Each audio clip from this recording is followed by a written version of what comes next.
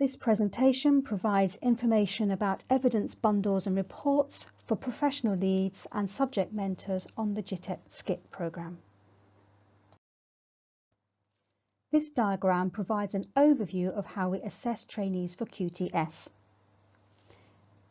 This diagram is explained in more detail in one of our other training videos looking at assessment.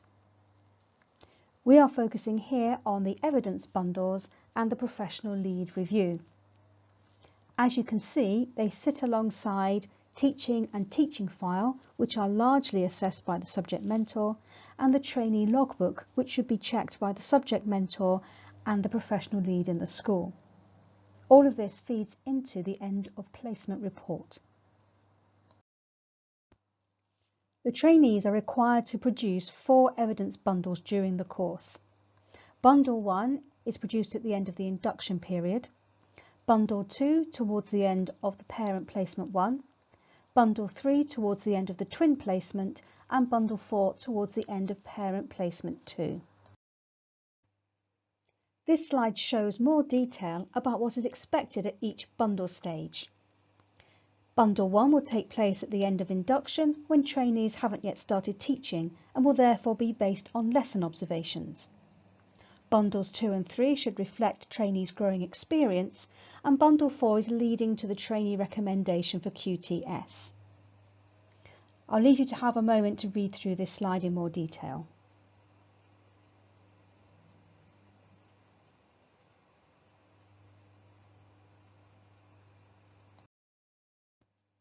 For each bundle, trainees should pick one class that they are teaching, or for the induction phase, one class that they have observed.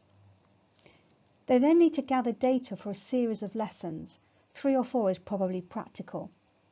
That data is there to show how their actions have led to students making progress in their learning. The data that can be collected can include pupil data, particularly that shows the pupil starting points, extracts from the relevant scheme of work or exam syllabus, any lesson plans and resources used or that the trainee has written, examples of pupil work, evidence of how pupil progress was assessed, lesson evidence forms, and the trainee logbook. They can also include a written reflection on the sequence of lessons structured around a series of prompts linked to the ITT curriculum. The evidence bundles can also include examples of self and peer assessment undertaken by pupils, examples of trainee marking and also annotations that might highlight its impact or even how it was acted upon by pupils. The evidence could also be visual or digital evidence, such as video clips. It could include exams or tests, and that could also include the marking by the trainee. It can also include comments that the trainee has written about pupil progress, outcomes, behaviour and motivation. The important point is that trainees should not be producing anything extra within their lessons or producing any extra evidence that wouldn't already be in their teaching file.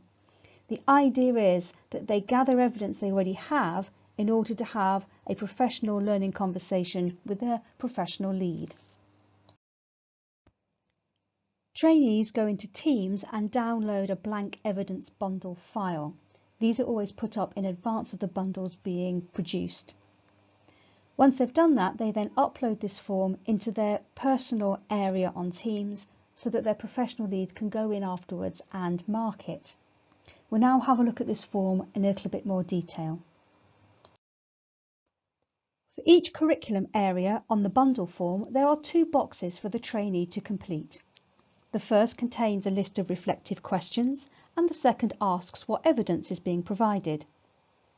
The reflective questions are there as guidance, and they are there to help the trainee understand what they might write about. However, the trainee does not need to answer every single question, and it is also important they understand we are not looking for long written passages.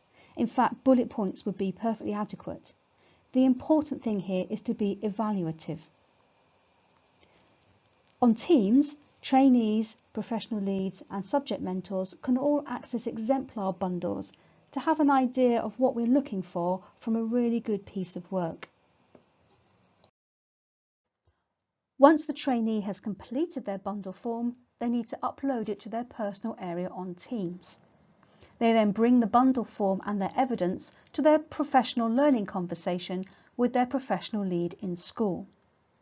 The dates that these need to take place are listed on the GITEP calendar.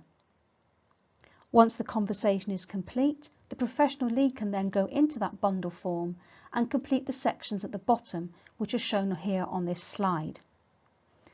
The professional lead needs to make sure they complete the section about the teaching file and the logbook, as well as choosing the best paragraph here that describes how well the trainee has done for their summary evaluation of the evidence bundle. Professional leads can add additional comments at the bottom if they wish, but this is optional. At the end of each placement, it is for the school professional lead to judge whether or not the trainee is on track to meet the teacher standards by the end of the whole course. They will reflect on the professional learning conversation and evidence bundle, the teaching file, logbook, and what the subject mentor has written in the end of placement report, which they do along with the trainee. At the end of each placement, a template of the end of placement report is downloaded from Teams. This is then completed by the subject mentor along with the trainee. The report evaluates the trainee's progress against each of the 5 core areas of the curriculum and identifies a target for development against each of these 5 areas. These are to be worked on in the next phase of the course. The professional lead writes a statement against Part 2 of the teacher standards.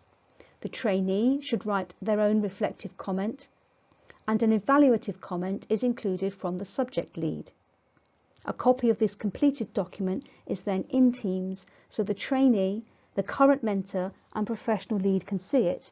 The next placement school will also have access. The trainee will be awarded a pass or a fail depending on if they are on track to meet the teacher standards at the end of the course. It is really important at this point that there are no surprises for the trainee, as they have written the report with their mentor and seen each stage of the completion of the report. We'll now have a look at the different sections of the report in more detail. At the top, these sections are completed by the trainee and the subject mentor together. The next section is to be completed by the school professional lead after the trainee and mentor have completed their sections. An overall comment on the trainee's progress and performance in the placement, and also in relation to Part 2 of the teacher standards is required. However, comments do not need to be extensive. If there are any concerns about the trainee meeting their requirements for Part 2 of the teacher standards, this should be noted and recommended actions included here. The main body of the report assesses the trainee against the curriculum. As you can see here, this is a report for Parent Placement 1. Therefore, the first column looks at Explore, as this is where we expect trainees to be at the end of the first term. However, we also have a column for Embed because some trainees might be working beyond our expectations for the first term.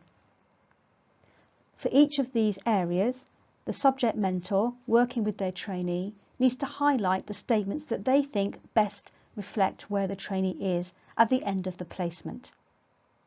For each curriculum area, we then ask the subject mentor with their trainee to identify at least 1 key strength, but no more than 3, and at least 1 target for the next placement, but again, no more than 3. Finally, the trainee needs to complete their own reflection and evaluation section. This is really important and a lot of trainees forget to do this, so please keep an eye out for this. And finally, the subject lead will also add an evaluative comment at the end of the report. The report is completed on Teams and then can be found in the trainee's own channel. If you have any further questions, please see the information on our Teams area or contact one of our GITEP staff. Thank you for listening.